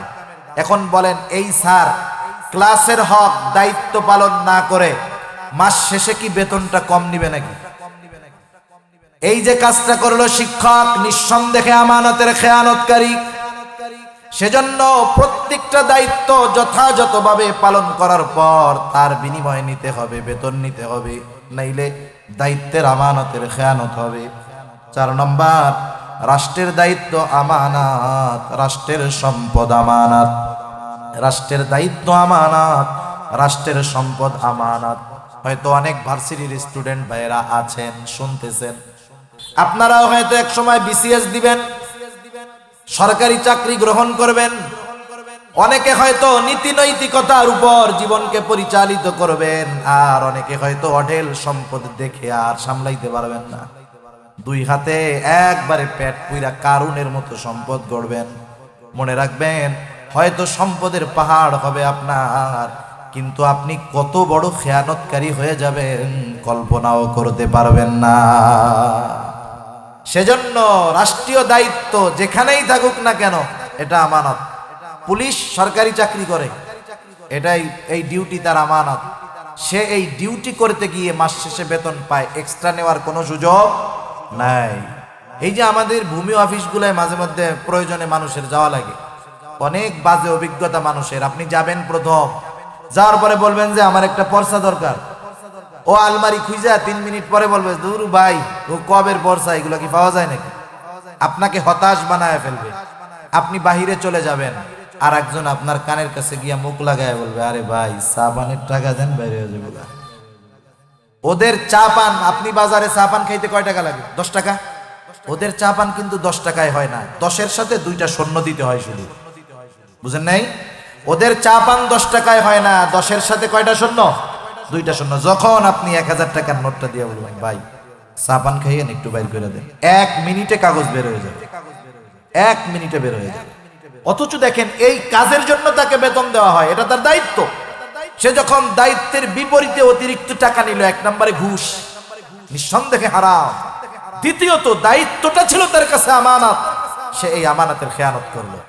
এজন্য এই রকম পর্যায়ে হয়তো অনেক যুবক ভাই যাবেন এক সময়, আপনারা কেউ হয়তো টিয়নো হবেন, কেউ হয়তো সচিব হবেন, কেউ হয়তো প্রশাসনিক লাইনে যাবেন। যদি ওই দায়িত্বের বিপরীতে এক্সট্রা কিছু নেন, আল্লাহর কাছে কিয়ামতের দিন জবাবদিহিতা করতে হবে, ঠিক কিনা বলেন? এজন্য রাষ্ট্রের দায়িত্ব আমানত, রাষ্ট্রের সম্পদ আমানত। এরপরে আসেন শরীয়তের বিধিবিধান, হুকুম আহকাম আমানত। আল্লাহ তাআলা কোরআনুল কারীমের মধ্যে বলেন, ইন্না আরাদনাল আমানাতা আলাস সামাওয়াতি ওয়াল আরদি ওয়াল জিবাল ফাআবাইনা আন ইয়াহমিলনাহা ওয়া আশফাকনা মিনহা ওয়া হামালাহাল ইনসান। আল্লাহ তাআলা বলেন, আমি এই আমানত আসমানের কাছে, জমিনের কাছে, পাহাড়ের কাছে পেশ করলাম। আসমান, জমিন, পাহাড় এই আমানত গ্রহণ করলো না, ভীত শঙ্কিত হয়ে গেল। ওয়া হামালাহাল ইনসান, মানুষ এই আমানত বহন করলো। মুফাসসিরিনে কেরাম বলেন, কি সেই আমানত? মুফাসসিরিনে কেরাম বলেন, সেই আমানত হলো কোরআন, সেই আমানত হলো আল্লাহ তাআলার বিধিবিধান। একই কথা, আল্লাহ তাআলার বিধিবিধান এটা আমাদের কাছে আমানত। আল্লাহ তাআলা যেটা আদেশ করেছেন সেটাও আমানত, আল্লাহ তাআলা যেটা নিষেধ করেছেন সেই নিষেধটাও আমানত। আল্লাহর আদেশ কি? আল্লাহ তাআলা বলেছেন নামাজ পড়ো। নামাজ, নামাজের আদেশ কার? একটু জোরে বলেন না, কার? আল্লাহ তাআলা। এখন কেউ যদি নামাজ না পড়ে, নামাজ না পড়ার একটা গুনাহ আছে না? নামাজ না পড়লে একটা গুনাহ আছে। নামাজ যদি কেউ না পড়ে, 1 নম্বরে নামাজ না পড়ার গুনাহ হলো। 2 নম্বর, নামাজের আদেশ ছিল কার? আল্লাহর আদেশ ছিল, আদেশটা ছিল আমানত। আদেশ অমান্য করার কারণে খেয়ানত হলো, নামাজ পড়ে নাই এই জন্য গুনাহ হলো, ডাবল ডাবল গুনাহ। আবার দেখেন আল্লাহ তাআলা বললেন, সুদ খায়ও না, ঘুষ খায়ও না, হারাম খায়ও না। এখন কেউ যদি সুদ খায়, সুদ খাওয়ার একটা গুনাহ। আবার আল্লাহ তাআলার নিষেধ ছিল, খবরদার সুদ খাবা না, নিষেধ ছিল। আল্লাহ তাআলার এই নিষেধটা ছিল আমানত। এখন এই নিষেধ অমান্য করার কারণে হয়ে যাবে খেয়ানাত। এই জন্য সকল প্রকার গুনাহ করা আল্লাহর পক্ষ থেকে নিষেধ। যখন আমরা কোনো গুনাহ করি, পাপ করি, যেই গুনাহটা করি, যেই কাজটা করি, পাপটা করি, তার বিপরীতে গুনাহ হয়। শুধু তাই না, গুনাহ করার দ্বারা প্রতিটা গুনাহর পেছনে আবার খেয়ানত থাকে। মনে করেন একজন হাতের গুনাহ করলো, চোখের গুনাহ করলো, চোখের গুনাহ করছে, এটার একটা গুনাহ তার আমলনামায় যোগ হয়ে যাবে। আর আল্লাহ তাআলা সেই জন্য বলেন, ইয়ালামু খাইনাতাল আয়ুনি ওয়া মা তুখফিস সুদূর। আল্লাহ তাআলা বলেন, তিনি জানেন তোমরা চোখের কি খেয়ানত করো। শুধু চোখের খেয়ানতের ব্যাপারে তিনি জানেন এমনটা নয়, তোমরা অন্তরের মধ্যে কি লুকায় রাখো দুনিয়ার কেউ জানে না, জানে কে? সেজন্য দেখেন, আমরা মোবাইলে যদি গুনাহ করি, মোবাইলে যখন কেউ গুনার জিনিস দেখে তো, তাই না? দেখলে কি হয়? চোখের গুনাহ হয়। যেই জিনিস দেখতেছে ওই জিনিসের অনুপাতিক হারে তার আমলনামায় গুনাহ যোগ হবে। সাথে সাথে চোখের খেয়ানতের গুনাহ হবে, আল্লাহর সাথে খেয়ানত হবে। হাত দিয়ে মোবাইল স্ক্রল করতেছে, কোনটা লাইক করতেছে, কমেন্টস করতেছে, গুনাহটাই সমর্থন দিচ্ছে, ওই জায়গায় লিখতেছে, এই গুনাহগুলো হবে। অন্তর দিয়ে কি গুনার চিন্তা করতেছে, এই গুনার চিন্তা করার কারণে অন্তরেরও খেয়ানত হবে। সেজন্য এই অঙ্গ প্রত্যঙ্গ, গুনাহ, আদেশ, নিষেধ, এগুলা যদি আমরা আল্লাহ তাআলার আদেশ নিষেধ অমান্য করি, আদেশ নিষেধ অমান্য করার এক গুনাহ, আর আল্লাহ তাআলা এগুলা দিয়েছিলেন আমানত, আমানতের খেয়ানতের আর এক গুনাহ। এরপরে আসেন, আমার আপনার জানমাল আমার আপনার কাছে আমানত। আল্লাহ তাআলা কোরআনুল কারীমের মধ্যে বলেন, ইন্নাল্লাহা আশতারা মিনাল মুমিনিনা আনফুসাহুম ওয়া আমওয়ালাহুম বিআন্না লাহুমুল জান্নাহ। আল্লাহ তাআলা বলেন, নিশ্চয় আল্লাহ তাআলা মুমিনের জান এবং মালকে জান্নাতের বিনিময়ে খরিদ করে নিয়েছেন, ক্রয় করে নিয়েছেন। আমরা যদি জান্নাতের মালিকানা দাবি করি তাহলে জানমালের মালিক হলেন আল্লাহ। আমানত, এই জানমাল আমার আপনার কাছে আমানতের জিনিস, কিন্তু ব্যবহার করা যায় না। কেউ যদি আপনার কাছে আসার পরে বলে, ভাই এই যে 500 টাকা আপনার কাছে দিলাম, এই 500 টাকা আপনার কাছে আমানত, আপনি তখন বাজারে আছেন, আপনি চিন্তা করলেন বাজারের মধ্যে অনেক ভালো ভালো মাছ, আমি তার দেওয়া 500 টাকার নোটটা দিয়ে মাছ কিনে নিয়ে যাই। সে যখন আমার কাছে টাকা চাইবে, বাসার থেকে আমি তারে 500 টাকা দিয়ে দিব, হবে না। বরং সে যেই টাকাটা আপনার কাছে দিয়েছে, ছেঁড়া হোক, ভালো হোক, নতুন হোক, পুরন হোক, হুবহু ওই টাকাটাই সংরক্ষণ করতে হবে। কথা বোঝা গেছে? এটা হলো আমানত। এখন বলেন, জান মাল এটা আমার আপনার কাছে আমানত, রাখছেন কে? একটু জোরে বলেন নাকি? এখন এই জান মাল আমানতের জিনিস, ব্যবহারের অনুমতি ছিল না, কিন্তু আল্লাহ তাআলা অনুমতি দিলেন। এটা আমাদের জন্য বড় নেয়ামত। তবে এই জান মাল কোথায় ব্যবহার করতে হবে? যেখানে মন চায় সেখানে করা যাবে না। কিন্তু কত সুন্দর ব্যবস্থাপনা। নবীজি বলেন, জানমাল ব্যয় করবে, সম্পদ ব্যয় করবে, তবে অপচয় করবে না। আল্লাহ নিষেধ করেছেন অপচয় করতে। ব্যয় করবে নিজের পরিবারের জন্য, সন্তানের জন্য, খাওয়াবে, পড়াবে। নবীজি বলেন, পরিবারের জন্য যা ব্যয় করা হয় তা সাদকা। মা বাবার জন্য ব্যয় করবে, অঢেল পরিমাণ ব্যয় করবে। মা বাবার জন্য কোনো অসুবিধা নাই, পরিবার পরিজনের জন্য ব্যয় করবে, ভাই বোনদের জন্য ব্যয় করবে, প্রতিবেশীর জন্য ব্যয় করবে, দ্বীনের কাজে ব্যয় করবে, মাদ্রাসায় দিবে, মসজিদে দিবে, গরিবদেরকে দিবে। মাহফিল যদি একা পারে প্রতি বছরে 6টা করবে, কোনো অসুবিধা নাই। কিন্তু এরপরেও যদি এমন হয় তার প্রতিবেশী কোনো বেধর্মী অমুসলিম, সে অসুস্থ, রোগাক্রান্ত, তার সেবা শুশ্রূষা চিকিৎসার জন্য টাকা দিবে, কোনো অসুবিধা নাই। তার ঘর নাই, সে যদি চায় তাকে ঘর বানিয়ে দিবে, কোনো অসুবিধা নাই।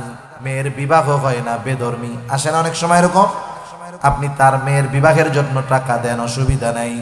কিন্তু সাবধান, এমন কাজে ব্যয় করা যাবে না যেই কাজে ব্যয় করলে গুনাহ হয়, আল্লাহ বেজার হয়। আপনি একজন বেধর্মীরে 50,000 টাকা দিয়ে বিয়ে দিয়ে দেন, সমস্যা নাই। কিন্তু তার দুর্গাপূজার সময় মূর্তি বানানোর জন্য 1 টাকা দেওয়া যাবে? দেওয়া যাবে না। সেন্স রাখতে হবে যে টাকা কোথায় দেওয়া যায়, কোথায় দেওয়া যায় না। আপনি দ্বীনি কাজে অর্থ দিচ্ছেন, না পারলে শ্রম দিচ্ছেন, সমস্যা নাই। অনেক সময় অনেকে গুনার কাজে টাকা দিতে পারে না, বলে কি আরে টাকা দিতে পারলাম না, তাতে কি আয়, তোদের সাথে বৈশা বৈশা 2-3টা বাঁশ গাইড়া দিই, এতেও তো তোদের সাথে শরীক থাকলাম, তাই না? এই শ্রম, এই শক্তি এমন কাজে ব্যয় করা যাবে না যেখানে ব্যয় করলে গুনাহ হবে, যেখানে ব্যয় করলে আল্লাহ বেজার হবে। কিন্তু মাঝে মধ্যে এই টাকা দিয়া বিড়ি সিগারেট কিনে খাওয়া যাবে, যাবে না? বিড়ি সিগারেট কিনে খাওয়া যাবে না? যারা খায় বিড়ি সিগারেট, এটা মাকরুহে তাহরিমি না হারাম, সে মাসালা একদিকে রাখেন। কিন্তু কোন আল্লাহর বান্দা বলতে পারবেন যে সিগারেট খাইলে উপকার আছে? একটু জোরে বলেন না, উপকার আছে বলতে পারবেন? কেউ বলতে পারবেন না। বরং সিগারেট খাইলে কি হয় একমাত্র সত্য কথা সিগারেটের প্যাকেটের গায়ে লেখা থাকে। বাজারে জুস পাওয়া যায় না, জুস, ম্যাঙ্গো জুস, লেখা থাকে কি 100% ম্যাঙ্গো জুস। কিন্তু খোঁজ নিয়ে দেখেন 95% আছে উত্তরবঙ্গের কম দামি কুমড়া। ওই কুমড়া প্রসেস করে ফুড ফ্লেভার দিয়ে, নামমাত্র কিছু আম দিয়ে ওইটারে ম্যাঙ্গো জুস বানায় ফেলছে। মিথ্যা কথা। কিন্তু সিগারেটের গায়ে যেটা লেখা থাকে ওটা চরম সত্য কথা, ঠিক কিনা বলেন? বরং সিগারেটের গায়ে ক্ষতির পরিমাণ যত বাড়ায় লেখে, ওইটার বেচা কেনা আরো তত বেড়ে যায়। এক সময় লেখা ছিল ধূমপান স্বাস্থ্যের জন্য ক্ষতিকর, 2-3 টাকা দিয়ে মানুষ একটা গোল্ড লিফ সিগারেট কিনে খাইতো। একবার সরকার ট্যাক্স বাড়ায়, ওরা ক্ষতির পরিমাণ বাড়ায়। একবার লেখে শ্বাসকষ্টের কারণ, একবার লেখে ধূমপানে ক্যান্সার হয়, এরপরে লেখছে ধূমপান হৃদরোগের কারণ, 10 টাকা করে বিক্রি করছে গোল্ডিপ সিগারেট। এরপরে সরকার আবার ট্যাক্স বাড়াইছে, এখন দামও বাড়াইছে। ওরা এবার লেখেছে কি লিখবো, এবার লেখছে ধূমপান মৃত্যু ঘটায়, 12-13 টাকা দাম মনে হয় তুমসে কিনা খায়, ঠিক কিনা বলেন? এখন বলেন, ওরা তো ক্ষতি লেখলো ধূমপান মৃত্যু ঘটায়, এরপরে যদি সরকার ট্যাক্স বাড়ায়, এরপরেও তো নতুন কোন শব্দ লিখতে হবে, কি লিখবে সেটা? আমি চিন্তা করতেছি তখন লিখবে যে ধূমপান জাহান্নামে, ধূমপান মৃত্যু পর্যন্ত তো লেখা শেষ, আর তো বড় ক্ষতি নাই।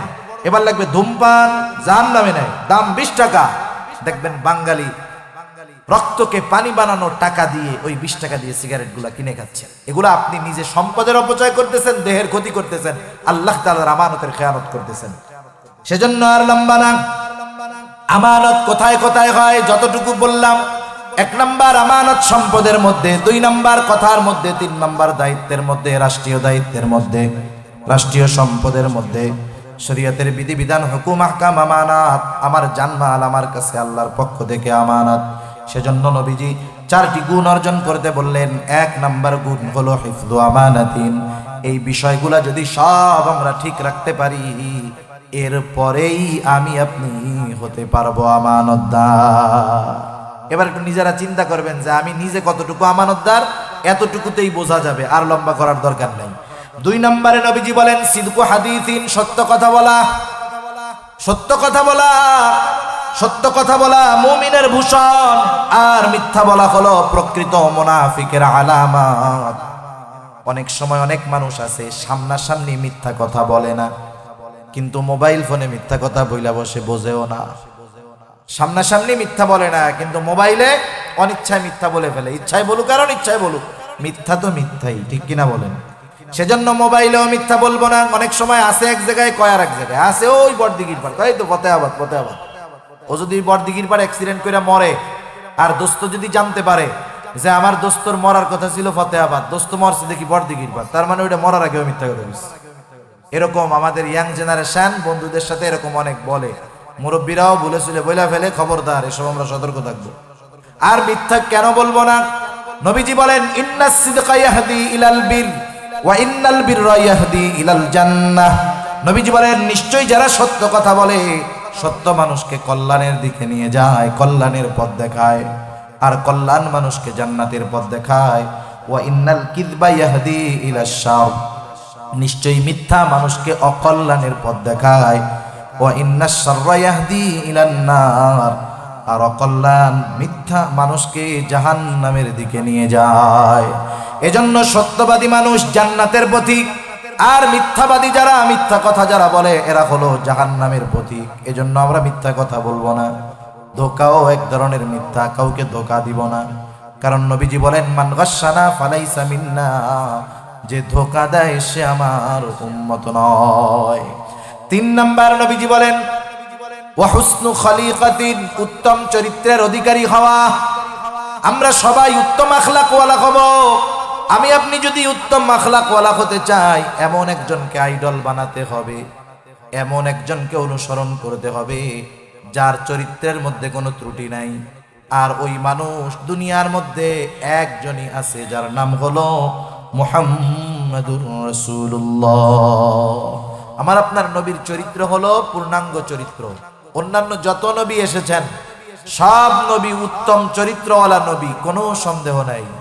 কিন্তু আমার আপনার নবী শুধু উত্তম চরিত্রওয়ালা নবী তা নয়, আমার আপনার নবী উত্তম চরিত্রে পরিপূর্ণতা দান করনেওয়ালা নবী। সুবহানাল্লাহ, কেমন নবী চিন্তা করছেন?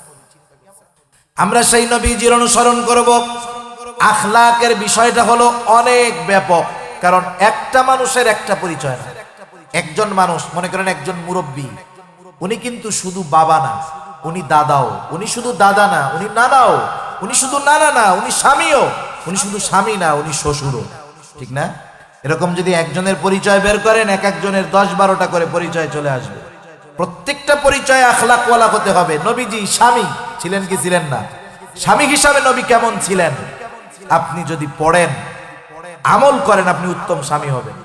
বাবা হিসাবে কেমন ছিলেন নবীজি? জান হাদিসের পাতায় লেখা আছে সন্তানদের ব্যাপারে নবী কেমন ছিলেন।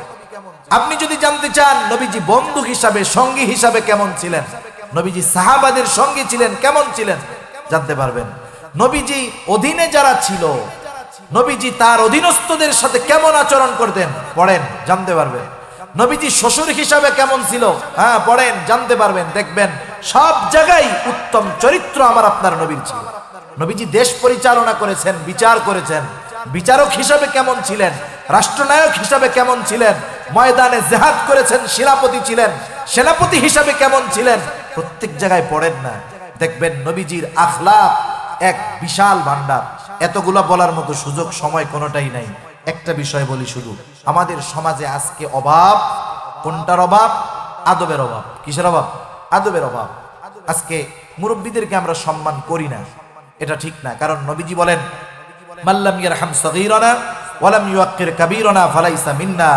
নবীজি বলেন, যারা ছোটকে রহম করে না তথা ছোটকে স্নেহ করে না, আর যারা বড়কে সম্মান করে না, নবীজি বলেন ফালাইসা মিন্না, সে আমার উম্মত নয়। এজন্য আমরা যারা বড়, আমরা ছোটদেরকে স্নেহ করব, যারা ছোট বড়দেরকে সম্মান করব। একটা বিষয় মনে রাখতে হবে, হাদিসে আল্লাহর নবী আগে বড়দেরকে বলছেন। আগে কাদের বলছেন? বড়দেরকে বলেছেন যে যারা ছোটদের উপরে রহম করে না তারা আমার উম্মত না। সেজন্য আমরা ছোটদেরকে স্নেহ করব, মহব্বত করব, ভালোবাসবো। আমাদের খাসলাত হলো, আমি যেটা চাই আমি সেটা করি না। আমি চাই যে ছোটরা আমাকে সালাম দিবে। আমি যদি ছোটর কাছ থেকে সালাম চাই, ওকে প্রেসার ক্রিয়েট করলে হবে না, ওকে আমার কাজে খাটাইতে হবে। কেমনে? আপনি ওই বাচ্চারে 10 দিন সালাম দিবেন, এরপর থেকে দেখবেন ও আপনাকে কন্টিনিউ সালাম দেওয়া শুরু করছে। কিন্তু আপনি যদি ওর কাছ থেকে জোর করে সালাম নেন, ওর বাবার কাছে অভিযোগ দিলেন যে আপনার ছেলে কত বড় বেয়াদব, রাস্তায় দেখা হয় সালাম দেয় না। ওই বাবা যদি ওই সন্তানটাকে পিটানি দিয়া বলে, এই আগামীকাল থেকে চাচার সাথে দেখা হইলেই সালাম দিবি, বাবার মায়ের ভয়ে ওই বাচ্চা তো সালাম দিবে, ঠিক না?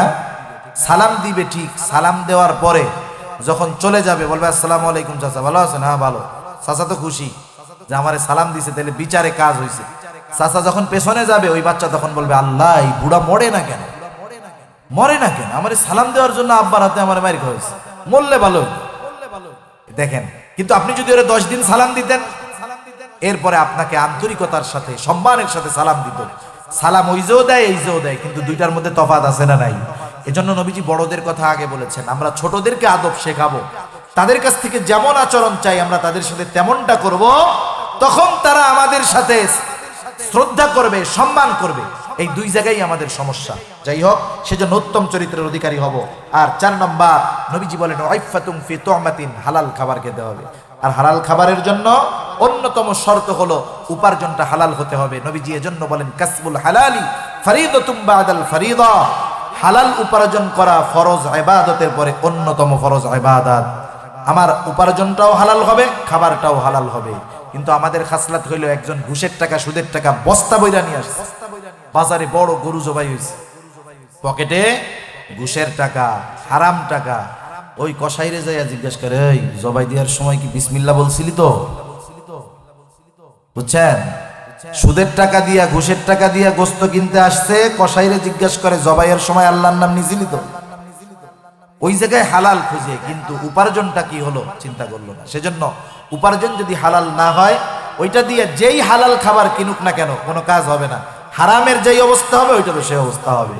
এজন্য আমরা উপার্জন হালাল করব। আর একটা বিষয়, যারা ছোট পেশার মানুষ আছে, রিক্সা চালায়, দিন মজুর, ঝাড়ুদার, হালাল উপার্জন করে, এই মানুষগুলাকে পেশা নিয়ে তিরস্কার করব না। যেমন আমাদের অভ্যাসটা কি, মনে করেন একজন রিক্সাওয়ালা থাকলে কেউ মাইন্ড করবেন না, অনেকে ছোট মনে করে তাদের। সে যদি কোনো কথা বলে, আমরা তাকে যদি হিট করতে চাই, প্রথমে কি বলি? ওই রিক্সাওয়ালা বেটা থাম, ঠিক না? আমি তার পেশাটাকে আগে আনলাম। কিন্তু বলেন তো, কোন সচিবকে যদি আমি হুমকি দিতে যাইতাম, আমি আগে বলতাম ওই সচিব থাম, এটা বলতাম? বলতাম না। কারণ আমি ওর পেশা ছোট হওয়ায় ওটা দিয়ে তাকে আঘাত করার চেষ্টা করি। সাবধান, যে পেশা ছোট হোক না কেন, হালাল পেশা আল্লাহ তাআলার কাছে দামি। হালাল উপার্জন যারা করে, এদের পেশা যত ছোট হোক, আমরা তাদেরকে তিরস্কার করব না, নিজে হালাল উপার্জন করব। এই 4টা জিনিস যদি থাকে, আমানতের হেফাজত, সত্য কথা, উত্তম চরিত্র, হালাল খাবার, নবীজি বলেন আর কোনো কিছু নাই, কোনো অসুবিধা নাই। মা ফাতাকা মিনাদ দুনিয়া, এই 4 জিনিস থাকার কারণে দুনিয়ার কোনো কিছু তার হাত ছাড়া হবে না। আল্লাহ তাআলা আমাদের সবাইকে এই 4টি গুণ অর্জন করার তৌফিক দান করুক। সবাই বলি আমিন। ওয়া আখিরু দাওয়ানা আলহামদুলিল্লাহি রাব্বিল আলামিন। আসসালামু আলাইকুম ওয়া রাহমাতুল্লাহি ওয়া বারাকাতুহু।